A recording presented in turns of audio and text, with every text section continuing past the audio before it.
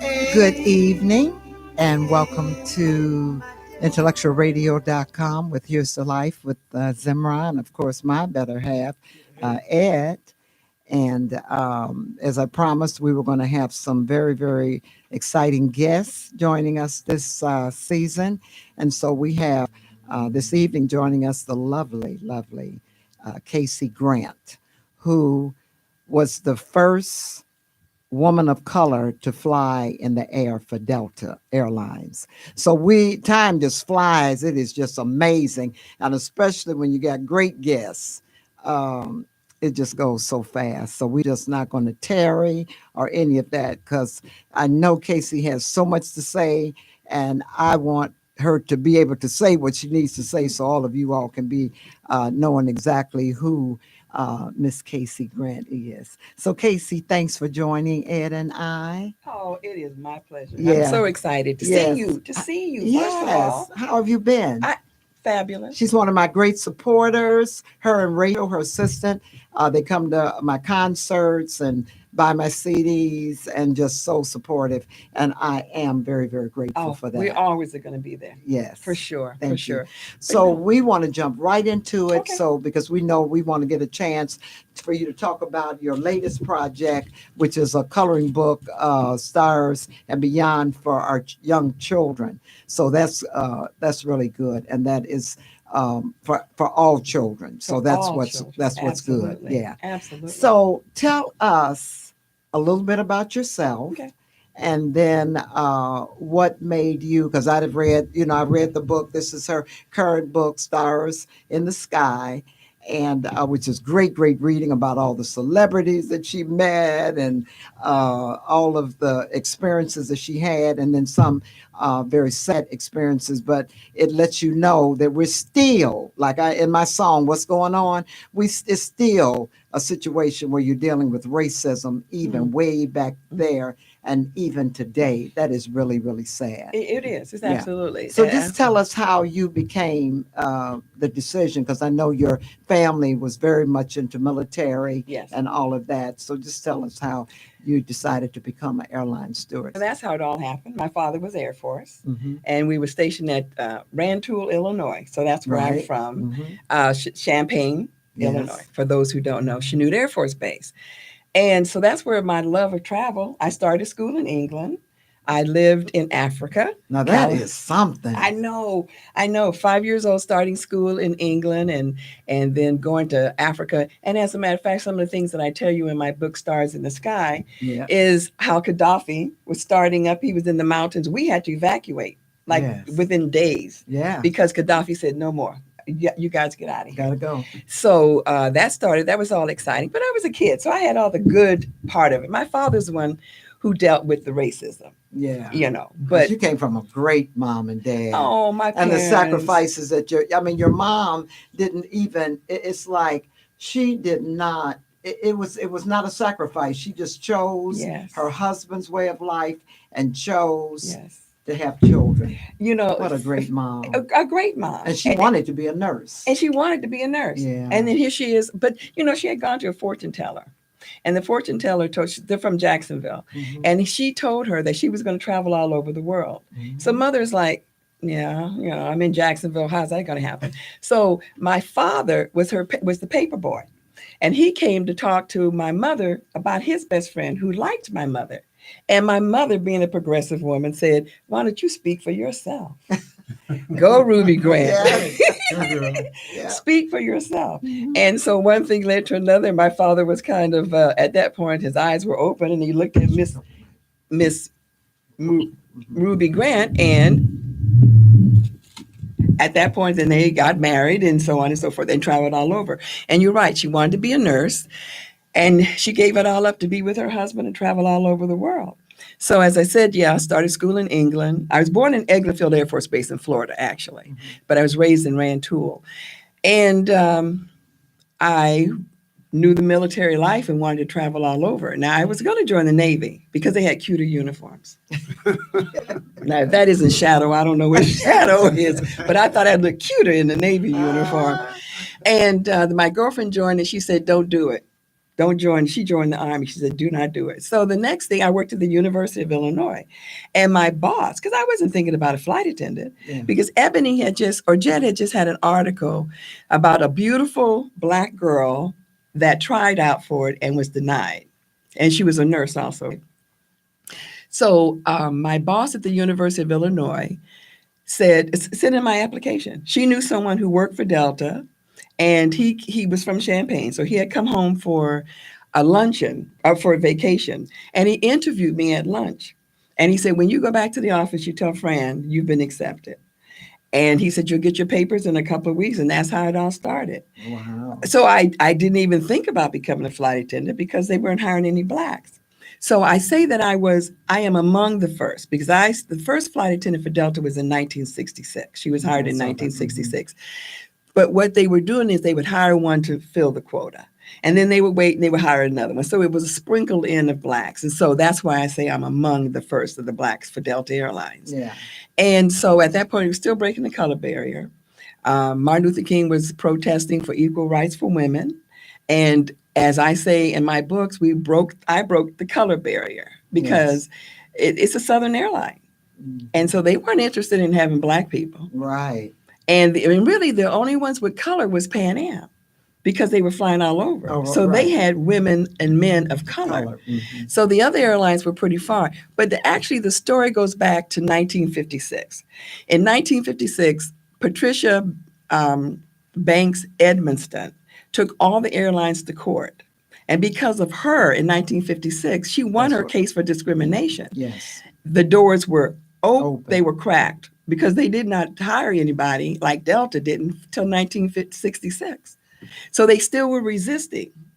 So that is how that whole story started. Now, one of the things that I was looking at too is so when you worked like first class, for example, the response that you got was just, that was crazy. Well, it was crazy, but let's start from when I signed in for my first trip. Okay. Now, there weren't that many Blacks, so the word had gotten around. There was a Black girl coming to join this crew, right? Well, when I signed in, people looked at me, but no one spoke to me. And so when I got on the flight for my very first flight, now you're trained, but you put practice with learning, and it's a whole different thing. And they never spoke to me. And they put me in the very back of the plane. I had a full flight. I don't know what I'm doing. I know what they taught me, but I didn't know how to do that. We were landing. The trays were still out. I had spilled coffee on a lady. She had a white suit on. Ooh. A white suit. She looked at me. She turned red. She turned her head. She didn't say a thing, but I know what she was saying. Oh, yeah. So, I'm apologizing. I'm this little young kid and everything. So we're landing, and I am trying to get these. I'm sweating. That little cute girl was not cute by the time this flight was trying to get there. Imagine. And these two white guys got up. They were pilots for Winston-Salem cigarettes. Wasn't it Winston-Salem? Winston. Mm-hmm, mm-hmm. And they helped. Winston tastes good like a cigarette. Like a cigarette should. That's right. And they helped pick the trays up and throw them in the galley because we were landing. But they never spoke to me. Not only was that a rude awakening, when you get to your base, there are certain places that you go to find out where you're picked up, because we had limousines at that time. And they never told me anything. So I never knew where to go. And then another thing that was funny is you couldn't wear glasses, right? So I'm blind as a bat. I don't have my contacts in because I didn't have contacts. So I'm trying to figure my way through I'm like a blind person. I'm trying to figure my way through the airport. I'm trying to walk behind them to see where they're going because they don't care. They're not worried. So those are the very beginning of the situations of racism with the crew. And speaking of, as you say, with the flight, the captain, they would call us the N-word. They wouldn't. No, they didn't. To our face. To your face? To our face. We had one captain that said he didn't want any gays or night riders in his cockpit. He would say that in his briefing. Then they would not let us serve them because they said we weren't qualified. Right. We weren't qualified to work first class, and we surely couldn't go into the cockpit. Yeah. And so those are the things that we put up with. And one of the things I always want to say is we never told Delta. Delta never knew these different things that happened to us. And why was that? Because we handled the situation. and we helped each other. So if you saw someone, the few blacks that they were, and they would say, okay, if you're laying over in Louisiana or someplace, make sure you do this, make sure you do that. So we were just like the drums would send the messages. We all were able to tell each other what to do and make sure you don't get this particular room. Like one of the times I was down south, they had just had a riot. And when I checked in, Delta pays for your rooms ahead of time. I was the last one because I was the most junior. When it came time for me to sign in, they didn't have any rooms in the inside hotel. They put me in the motel area in the back, in the dark. Outside. Outside. Outside. Because they didn't have any rooms. And that's not the way Delta functioned. Now, were you all were you put in a room by yourself, or did you have a no. At that time, we had to share rooms. Okay. Now, at this particular time, what they would do is because you were black and they didn't want to share the room with you, then they would stay together. But if it was a way that they could maneuver it, that's how they maneuvered it, so they didn't have to sleep with us. Now, the times that they did have to sleep with us, and it was funny because we didn't really know it until we all got together and put two and two together. If they couldn't take their showers first, they didn't take a shower. Wow. And so you would, I'll take it first. They would get up at the crack of dawn so they could get in that shower before you. But you didn't think about it because they put their makeup on and took forever until we all got together. Sometimes it was like, yeah, that's what they would, yeah. But they would not take a shower after us. So you experienced systemic racism, and you just understood that the company knew it. They just never talked about it. No, she said the company really did. They really didn't. They didn't know. Because they would not go with that. They would not accept that. I find that very hard to believe. Well, they didn't know about our particular situations. They may have known racism was there, but until you went to them to tell them the stories, they wouldn't have known what you had experienced. Because who's going to tell? Do you think that they would have done anything about it? That's a good question because I don't know what we thought. We weren't afraid to tell. We just were proud. And we knew that we could handle it. And we knew that we had. We knew we were as good as they or even better. We were pretty enough, smart enough, spoke well enough. And people were racist. But you can't blame Delta for the passengers being racist. And you just wasn't going to be intimidated by that. And we weren't going to be intimidated. That makes sense. Especially since, like you said, you all handled it. So you figure, and then maybe in the back of your head, maybe, in the back of your mind, you probably thought, well, what would they do anyway? I never, like you said, they had no jurisdiction over the individual passengers. None. Yeah. You know what the neatest thing was is when you would see black people and they would see you walk down the aisle and they would go, hey, baby, hey, baby. Oh, my goodness. Yeah. And then they would run up to you and hug you. They'd even try to give you a little $1 or $2, and you took it because they were so proud of us. I love the part that you spoke about this guy that was very quiet and very chic and humble, very sharp, and that you were a little upset because you felt like he was traveling by himself. And then you all realized that it was the Duke himself, Duke Ellington. Oh my, he was in first class. Oh my goodness, he was in first class. And he was he was a feeble little man. You'd ask him, did he want peanuts or something to drink? He'd always say no. He didn't want anything. He didn't want anything to drink or anything. And I was like, I can't wait for this plane to land. I'm going to tell his family, how could you let this old man fly by himself? Baby, when we landed in Atlanta, he stood up straight. He picked that bag out the overhead bin. He walked, because I was trying to catch up with him. I was walking down the jetway because I was going to tell his family. I couldn't believe it. And then I looked at him. It was Duke Ellington. Wow. So Duke. You all ran into Muhammad Ali. You all ran into a lot of celebrities. Now that was some of the people that you seen over the years. Over the years, I've had the pleasure of meeting. I was in the company of President Carter for 8 days. He and Rosalind, and since then, of course, but still being in flight attendant status. President Obama and Michelle, First Lady, Clinton shook my hand. I ran to the telephone and called my mother. I said, I'm never washing this hand again. He was the way, he just looked through me. And all he said was, hello, how are you doing? But he just pierced, he had a presence. Warm. Oh, yeah. He just had a presence. Well, maybe he knew he was in the presence of royalty. Maybe he did. Maybe he did. That's what it was. Magic Johnson and Magic. One of the funny stories I love to tell about Magic. I was dating a guy. I was engaged to a mayor of a city. And one of the flight attendants that was on there, she was engaged to Isaiah Thomas. So I'm all excited about being engaged. She's all excited. We didn't really tell each other till later on in flight who we were engaged to. I told her, well, don't give up your job. Now, you can marry this guy. I didn't know who Isaiah was. Mhm. You can marry him, but commute. Don't give up your job. Well, I never married the mayor, and she married Isaiah, and she's still married to him. And so when I saw Magic, I told Magic, he was cracking up. I said, you see, mine didn't come out as good as Lynn's did. I said, because you see, I'm still working. Oh, man. But anyway, so those were one of the good things. Oh, golly, I've met so many people getting way, way, way back. Gunsmoke. Kitty. Oh, Kitty yeah, had Kitty. Kitty got my cat. I had a cat, and so yeah, I was dating a movie producer there. Actually, he was a publicity director for Gunsmoke, and I had a cat. And my roommate didn't like the cat, so I took it out to California. Now he's living way up in the hills under Hollywood. The sign is Hollywood. He had a house up there, and so I said, I don't know what to do with this cat. He said, bring the cat here, and I'll take it. So he would take the cat on the set, and Kitty used to babysit my cat. Cat's name was Ebony. Wow. And so finally, that cat made it from the ghetto of Jacksonville, Florida to Hollywood.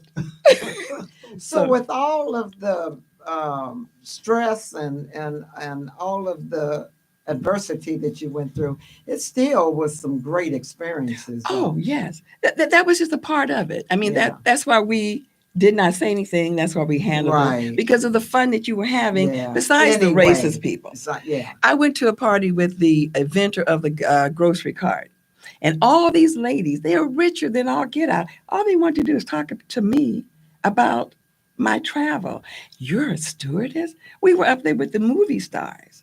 I mean, that was the glamorous life. And you Yeah. looked that way. Yeah. The way they look now is a different story because they do it for comfort. And I think it's just a job. Yeah. But that was a perfect carving food, the prime rib in front of you and the 5-course service, and you dressed up to go. And the first ambassador was the Sky Caps. Yes. They would address you because they knew their people. They would, hello there, Mr. Jones. How are you today? Where are you traveling to? How's your wife? So they were the ambassadors for all the airlines. The Sky Caps are very, very much a part of this aviation history. Yeah. Mhm. So what changes do you see today in comparison of back then? Because you still fly. I still fly. I fly for the rest of my life free.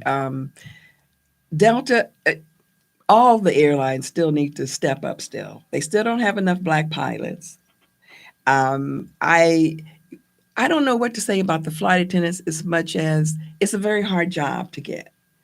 So how selective are they? I don't know. I don't know how their quotas are. But the girls I've talked to said there's still racism. Wow. Still racism.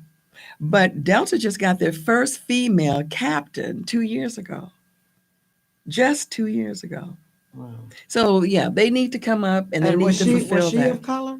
Oh yes, Okay. yes. Is the training and the qualification to be a stewardess, is it the same? Was it more stringent or?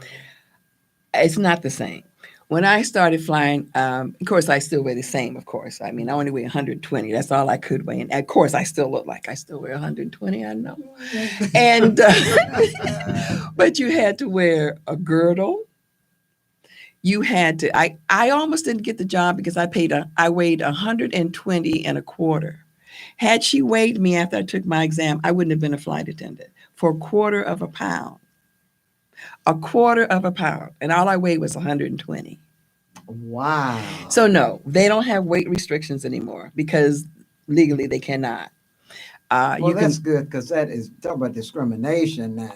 I couldn't eat. I used to look at a big piece of pie and go, if you eat that pie, you may not be able to fly. So I think I won't eat the pie. Wow.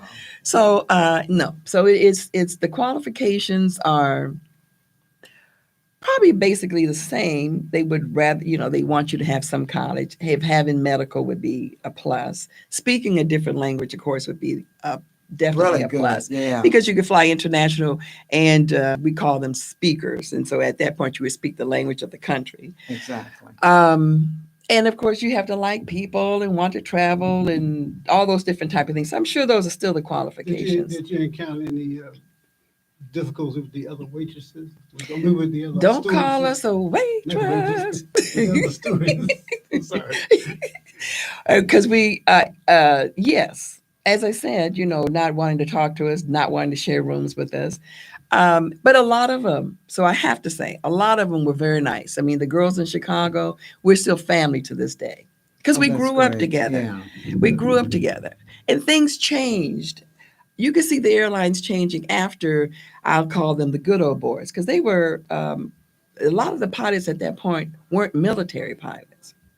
So after the sharecropper type of pilots left and the military pilots came in, the attitude changed because they were Air Force or military. So they had Exactly. been dealing with racism and so on and so forth. Now racism is still there. Yeah. I deal with, in writing my second book, Stars and Beyond, Now the tell us a coloring. little bit about that. Okay, well, as I said, my mission is to make people aware of of what we did and our contribution to aviation, breaking the color barrier. People don't know that we did these things. People don't know that they called us the N-word to our faces. They put us off the airplane. I said they called us that name. They could put us off the airplane. Now, when you ask why I never told Delta, that would be one of the things that we didn't know. They're going to save their pilots before they save the flight attendant. Okay. And so it wasn't so much about color as it was they're going to get rid of a stewardess before images what they're concerned with. So if you said anything or complained, you would get in trouble. You would get in trouble. I don't know if you get in trouble, but you may not be believed, and it may be just kind of brushed off because they're going to protect that captain. I mean, his word, what he has to say is it. That's law. If they do the kind of retribution about taking flights away from you, has that ever happened? Well, if they put you off the airplane, yeah, if they put you off the airplane, at that point you'd have to plead your case, so to speak, and they would soften it maybe and say to you, well, we'll just let you stay home. I mean, they would soften it. So it wasn't about, well, we're going to side on the captain's side, but you knew that was the case. But it's that way anyway. And that's what I was thinking. Right now. That way anyway. Yeah, the captain is going to always have the last word on anything because they consider them management after they become. So they are an investment. They are part of the company. Yeah, they fly them planes. They fly, and that's a lot of money That's flying a lot up of there. money. A lot of responsibility. Yeah. So my mission, as I have said, from writing my book Stars in the Sky, which is my memoirs, and a lot of good stories. We have murder, we have mystery, we have hijacking, we have my encounter with a famous person that had it been 2021, he would have been sued for sexual harassment, and you know that story. Mm-hmm. And I never tell who that person is, and I'll tell you later. But yeah. So, but anyway, as I said, I want people to understand what we went through, our mission, and our contribution to civil rights. I got a letter from President Obama and also Congressman John Lewis commending us on our contribution into aviation. I think that children, and that's why I wrote Stars in the Sky and Beyond. I don't know if this is shown anywhere. Yeah, you can hold it. Okay, Stars in the Sky. I'm sorry, Stars and Beyond is a coloring book. And so at that point, the parent reads the stories to the young children, and then they have the opportunity to color the picture of the particular person. So we're dealing with pilots and astronauts and Betsy Coleman. I mean, and people don't know Betsy Coleman's story. I've heard of her, but you just don't know. She opened the doors up for everybody back in the 20s. This is nice. Thank you. And so that's that for the younger kids. My next one is Stars and Beyond, Stories of Black Pioneers in Aviation. And then that is going to be released in a couple of weeks. And that's for the young readers. So I didn't want to put age on it because you'll enjoy reading it, the stories that are in there. Wow. But my latest thing that I've done that I'm so excited about is February the 16th is going to be, and I'm trying to get the word out to everyone, I want aviation history to be taught or have a day during Black History. So it is going to be on the calendar that it's going to be International Black Aviation Day. It's going to be recognized. Oh, yes. Wow. Now, do you know how many veterans will love that? Mm-hmm. Well, I'm working hard on promoting it. I just I'm going through the process of doing that, but there's a lot of So we things. have to make sure we bring you back. Please, yes, because that's that going to is be wonderful. yes. Because we had one of the. I mean, you have not stopped. I haven't, Zemrah. I haven't. Oh, I haven't man. stopped. I'm just. Well, why would you? Well, that's true. Why would I? You have You're a right. gift. I mean, it's a gift of knowledge and experience, And it needs to be so told, it and needs people be need to told. recognize. That's right. We just, we've done a lot. We should have been. Because aviation, that's no joke. That's right. In the sky. That's exactly We right. should have Casey when we had one of the last Tuskegee Airmen. Oh, you should have. Yeah, well, he was the first. We acknowledged him. Matter of fact, I was we were out eating. This was in like 2013 or something, and he had a lot of children around him. They were celebrating his birthday, and so I acknowledged it, and I wound up singing "Here's the Life" for him. Oh, Yes. She And was then- spontaneous. And we Oh, was I love we it. were in a restaurant. I didn't care. She Because they just seem so Zemrah just broke out the family, song. and he was Oh. like, I think he was 90 something. Anyway, his daughters brought him to my concert, Oh, and we that's my gave favorite. him- That's my favorite song. yeah, and we gave him my Zemrah Here's the Life Award. Oh, And my so- first award. That was my first award. Yeah. You gave me my very first award. Wow. Yeah, Yeah. my very first. And one of my friends, and this in the Stars and Beyond for the young readers, he was a friend of mine from Chanute, and he just passed at 97. One of the Wow. Tuskegee.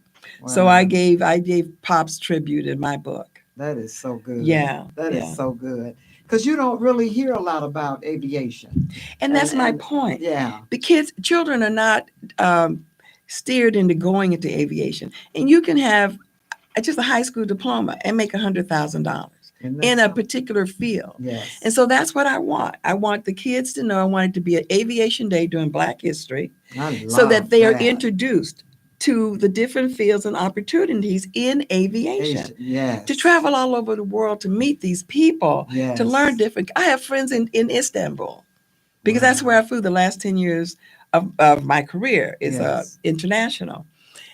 And to meet different people. And then you have more respect for people. When you get to know them as individuals, some of this racism, maybe we could help diminish it somewhat Yes. when you get to know people as individuals. Right. Because And, then you learn the soul of people. The soul of people. And that's what a lot of people miss. The soul of Casey people. is changing the image of the young people at an early age with that book. They call him, but show the positive side of their images. Exactly. Exactly. And Yeah. what aviation does. I mean, it's just Astronauts. yeah. And the first Black-owned airstrip was in Robbins, Illinois. Yes. People in And Chicago they built don't it even. from the ground up. And it started the first school. If you go to People Robbins, don't you know won't see that. any plaques or any signs. And a friend of mine, Tyrone Haymore, he has a museum there. And he is doing all that he can do. Rachel and I have been over to the museum. And he does everything to bring history to these kids or to children or to people, to adults. Because people, they don't even know it. The first Black-owned airstrip is in Robbins, Illinois. Nobody knows it. Yeah. That's right. It's that's the first. On the spot. That's really the Yes. first suburb of color. Robin. absolutely. Yeah, So there's a so- lot of other history. Plus the basketball players, the pro basketball players have come from out of Robbins. Right. I can't think of her name now, but Star Trek. What is the lady's the- name? the- Star Trek. What is on tip of my tongue? It's on the tip of my. But anyway, too. yeah. But there's a thank you. But there's a lot of history in Robbins. Yeah. People don't know. So that's my Yeah, mission. you just say the word Robbins and people back up. Black. Well, yeah. Mhm. It's just Of course. crazy, and you Right don't, and now, they don't for the learn. first labels and Absolutely. It's been that. Yeah, but they for a while, they too. don't learn the history. history, and The history is history. so important. The history. We're One going of to take the- a short pause for the cause. We're here with Miss Casey Grant, talking about some good things regarding aviation and her book, Stars and Beyond for the young people. It's history here. And so that's just awesome. Here at Intellectual Radio with Here's the Life of Zemrah and Ed. We're just going to take a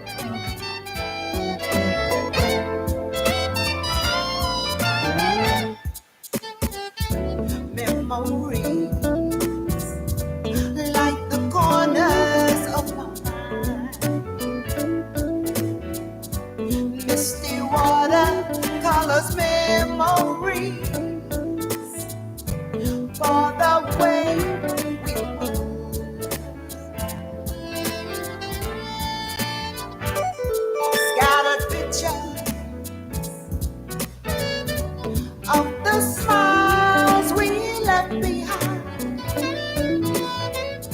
smiles we gave to one another for the way we move.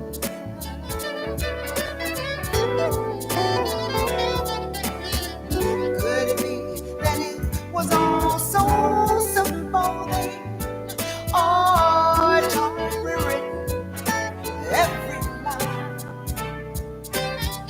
And if we had a chance to do it all again, tell me, would we? Could we? Memories may be beautiful, and yeah, much too painful to remember the things we used to forget. So well, the laughter when we remember, whenever we remember. Okay, we're back at IntellectualRadio.com with Zemrah and Ed, and with Miss Casey Grant, Special guest. sharing some more information. We really, really want to stress this February 2021, because that, I mean 22, I'm sorry, that is going to be extraordinary. Yes. February 16th, correct? Yes, February 16th, and you're dealing with 3 different cities. Yes, and so far a pretty Got 3 firm schools. commitment of Atlanta. honoring it. Yes, Atlanta, Albany, Georgia, and New York. That's awesome. And so that's what I've had time so far, because I have just started promoting it. That's why I Getting say it you going. are just on the case. Now you and what I'm admiring and loving when you're talking, a lot of people procrastinate, and procrastinate is just excuses. You don't make none. You just keep it moving. You know what? I can't stand to procrastinate. If you tell me that you want something done, and people that know me know that if you say, Casey, I need something next week, you're going to get it in about a day. Wow. Because I'm doing too many things that I don't. You don't want to My miss motto is this: say or what you mean disappoint. and mean what you say. There you go. That's true. And I try to hold up to that. Yes. And so if you need something, And I got that with this show, because when you said great, that was it. That was the end of it. yes. That's why I said I had to make sure that we did this. Oh, for sure. Yeah, and I'm glad I did. Oh, yes. So that's really and truly, that's learning a person and knowing. So it doesn't have to be no long drawn out thing. You just make it happen. Absolutely. And that's important. And you do. If you have, but this is my mission. This is my passion. Yeah. This is, And it shows that it's your Good. passion. yeah, because Yeah. it's important. This is an important thing. And it goes on and on and on. And when I'm gone, it should still be going on. Oh, absolutely. Yeah. This should never Never. pass away. We need this. It needs to be acknowledged. And I'm doing my best. And as I try to say to everyone, it isn't about Casey Grant. It's about Black pioneers in aviation. And I just happen to be the vehicle of getting the word out because I believe in it. Yes. But it's not Casey Grant. It's Casey Grant doing what she's doing for aviation. And so all the part of writing your book, and then tell us a little bit about your design company, because that was something also that your mother had created also.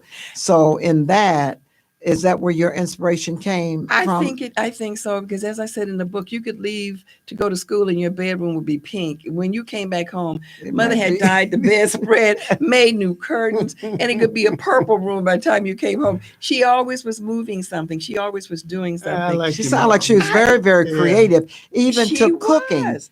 You said the cooking. You The was telling frog legs. I about know them you frog love legs. that. Yeah, you thought they was chicken legs. And you was wondering, well, why aren't the other children all excited? Why are you being and so found nice out- letting me eat? Your mother goes, oh no, Cassandra, go ahead. You can have as many as you want. I was out playing and thinking about those She chicken. could wait to get back in the house. Yeah, frog Frog legs. legs. Frog legs are pretty good. But who? What? Who would A have black thought it? person in 50s was Right. cooking frog legs. No, but Your She mother. and she My must mother, and my she's mother, young, my so you mother. know they had to be really, really I'm good. telling you, they were delicious. I Wow. remember, I can see it right now. I can see them on the counter, kitchen's all cleaned up, and they're right there. Now, mother, sure, baby, go ahead. Because Can I have nobody else these- was eating them but me. Can I have these chicken legs? Can I have another chicken leg? Yeah, And she baby. said they were fried all crunchy and Oh, they good. were wonderful. They Oh, were. my I remember goodness. that because I was like, "That's awfully nice." Yeah, I First, like she let me mom's eat as got much class. as I want. Mom's got class. I like And, that. and you know what? And my father too, because my father was in the military. He took all the younger men. We had men at our house all the time. They never looked at us, my sister and I. They were there for my father because he took them under his wing Yeah. and told them the ins and outs, how you deal with racism, how you get a promotion, what you need to do. They would sit there. They were just in love with my father, but he was the father to so many young men. Yeah. So, and when I look back on it, I was so blessed to have progressive parents. Yes. Progressive. And the racist part, Mhm. growing up, I didn't know anything about all that. I used to come home and say I went outside with my girlfriends to get a suntan. That's the last thing I needed was a suntan. But did I know? I didn't know. Yeah. If you spoke English, that's all we cared about. That's right. Because you're in Africa. Right. You just need someone else to speak English. So. Really. Hmm. But yeah, no. So that's I think though you asked me about something in particular about what was it? I was answering a question about something in particular. I think just the passion of writing the books. Yeah. Yeah. I More think or less just the like that, that's passions. what I was fixing to ask you on that is, well, I guess you more or less have said what drew you to even begin to write a book on all of your experiences and all. And You is know, that writing a book, had that been something that you had longed to do after all of your experiences? It or- was, and I wrote the book. I was writing the book while I was flying because then there was Oh, another. really? Oh yeah, I would always write notes because one of the Yeah, things so that notes. that you saw too, and that's that you read the story of the murders.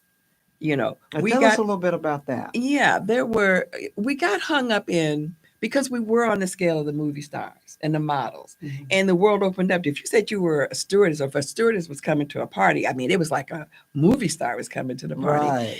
And two of the murders that I wrote about, and I'm not going to give the end of the story because you have to buy the book to find out what happened. Oh, okay. But And you can go to Amazon, your streamings, and purchase this book. Amazon, Stars Kindle, and- Barnes and Noble. Yes. Thank you very much. That's right. Go online. But one of them in particular was dating Red Fox and Flip Wilson. And they say when she landed, I never flew on any of her flights, but when she landed, she'd go into the bathroom and she'd come out, she'd have her long white mink coat on. She'd have her gown on and she was partying and there was a limousine waiting for her. So you were a flight attendant, but you were invited into that glamorous world. Mhm. You got to sit in the front when you went to the shows. If you said you were a flight attendant, they just put you in front of the whole Automatic, line. yeah. And you got in, and so you got all the special treatment. So with all of that being said, a lot of people lost their grounds, their foundation. You got caught up in this glamorous world. We had a very pretty girl that was dating a famous singer. She thought he was going to marry her, and he told her no. She lost her mind. She was living in her car at the gas station. This was a beautiful girl. But it came along with the territory. You kind of lost touch of reality because you did have all of this and you were pretty and you're this and that and the other. And she became homeless. The other story that I wrote about is we didn't solve this mystery for 20 years. And her mother never knew what happened to her for 20 years. It was on Valentine's Day and she said, Mom, I'll see you later. See you tomorrow. 20 years later, she still didn't know Never where her showed daughter up. was. And so you have to read the story to find out how we finally found out what happened to her. So she was in Houston, but they didn't find her remains. They found them in California. So how did this happen? So it was the sad part of it I wanted to do. It was all glamorous, all fun. But, it was But a some lot of things that people were- lost touch of reality because of all the things. Like my sister used to tell me, Cassandra, you live in a fairy tale world. Well, I didn't think it was fairy tale. She was my everyday of Real for living. you. Yeah. and then you didn't look at it like that. No, I didn't. Yeah. I didn't. So if a person, from what I could gather, if a person was really weak Yes. Because that's what happens with that. If you're very weak, then you tend to come, out of reality. There you go. And you just sink Absolutely. into that. Absolutely. Yeah. Absolutely. Into, that. Absolutely. Yeah. Because there were a lot of things that were happening. You were exposed to a lot, which is why I enjoyed being for Rand Tool, because I had great foundation. My parents were great parents. We did the typical, well, to me it was typical. We all sat down and had dinner together. Yes. Daddy was home, you're home. So thank God for I had that Your foundation. It was wonderful. Yeah. And so Foundation is important when when you're dealing with a bunch of people. Oh, another thing I want to tell you though, and I don't think you know this, Stars in the Sky is being formatted for an off-Broadway musical. No. Really? Congratulations. Oh, wow. Yes. Say that again. Yes, as we speak, it is being created for an off-Broadway musical. That is awesome. So we have a movie star already that wants a speaking part in the play, in the musical.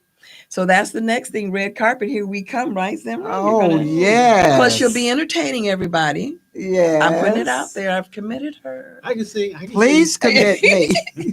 We'll all be Please commit singing. me. That'll be awesome. Absolutely. So Yeah, that is another exciting thing that's happening. Oh, wow. And getting the story out. Off-Broadway musical. Do I hear a movie coming out next? You know what my ultimate is, and if anyone is listening, my ultimate is there's so many stories as you've read, and because we've talked in different things. You can't do it in a musical, and you just can't do it in a book. Movie. Yeah. So it needs to be Netflix needs to pick it up. That would be awesome. It needs to be a series. It needs to be. There's so much of our story that's never been. That would probably that would be good on Netflix, but it would also be good on Hulu. Hulu, definitely. That would be really. But someone needs to pick it up, and it's a story that has not been told. That's the goodness. That's the freshness of this. You always see Pan Am. You see the beautiful little white girl that's always so excited and so this and so innocent, but you don't see the black girl who is pretty and innocent as well. And the history behind how she got the job, and what she had to do to keep the job. Exactly. So this is something that it's an opportunity that they need to listen, and they need to contact me, and we need to get it going, because it is a series from the murders, from the mysteries, from the broken hearts, from being attacked by a famous rock singer. I mean, there's a lot of things that I lived through. Yes. That's why this story is good. That's right. Yes. It really is. All of that goes along with the glamorous life. And if you want to join it and be part of it, that goes along with it. It does. Because really, how many sad stories have you read about the Playboy bunnies that committed suicide? Right. That glamorous life, because you lose touch with reality. You have the rich men pursuing you, yes. and then they are flaunting all this stuff, and then you got to go and deal with someone who doesn't even have a job. And then that doesn't have anything to do with the drug scene. That's where a lot of them wind up losing their lives and weakness. And we were talking about that a couple of weeks ago, about how you become you're so successful, but yet you allow all of that type of negativity. How does that happen? Because you're still lonely. Because people are still lonely. And you lose touch, and then your friends are not really your friends anymore. Rachel's going to be my friend forever. Yeah. I hear that. Rachel and I have been together since we went to interior design school together. Wow. And you don't need but one. You don't need a whole bunch. But when they're sincere and wonderful, you don't need it. Like they say, like my mom used to always say, that acquaintances are many, but friends are far and few.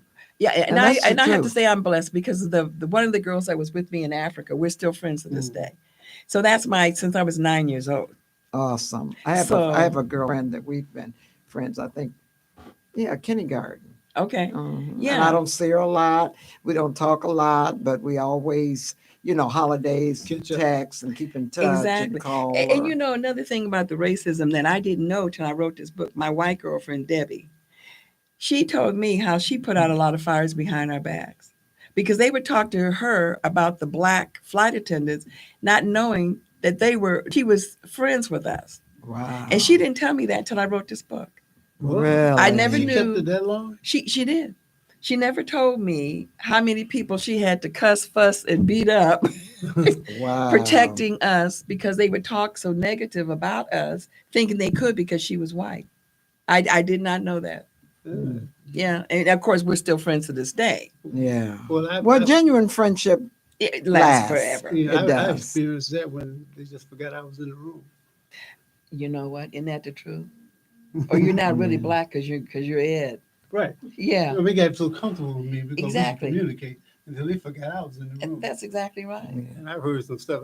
And I looked at them and they looked at me like, "Oh, Ed, we didn't mean that." Well, I said, "I know exactly what you meant. Exactly. Don't apologize to me. I know who you are. Well, when you're black, you never forget. I know who you are."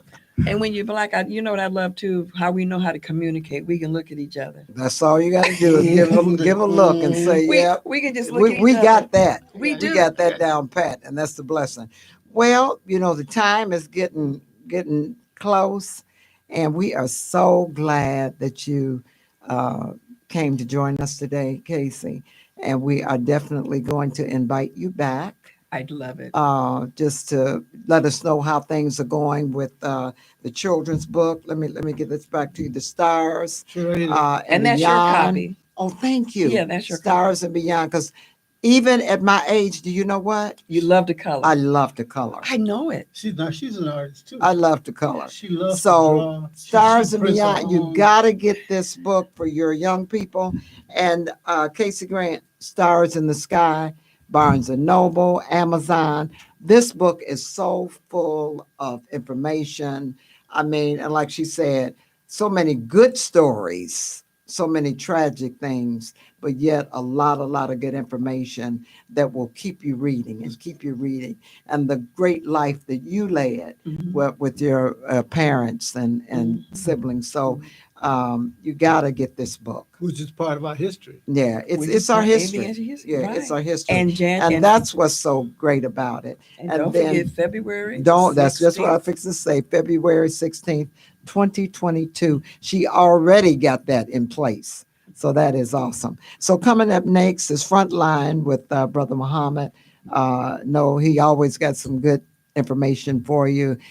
So stay tuned to him. I'm Zemrah with Here's the Life. Just go to IntellectualRadio.com and put in Here's the Life with Zemrah and tune into our shows. So as always, we always want to thank our producers who are awesome, Earl, Winfrey, and Wanda. And Ed always likes to add, but And I would like to thank Wanda and Earl for letting me be myself again. we're here Thank every you. Tuesday, 6 to 7. We got Money Talk. We're going to talk about money next week, so make sure you join us.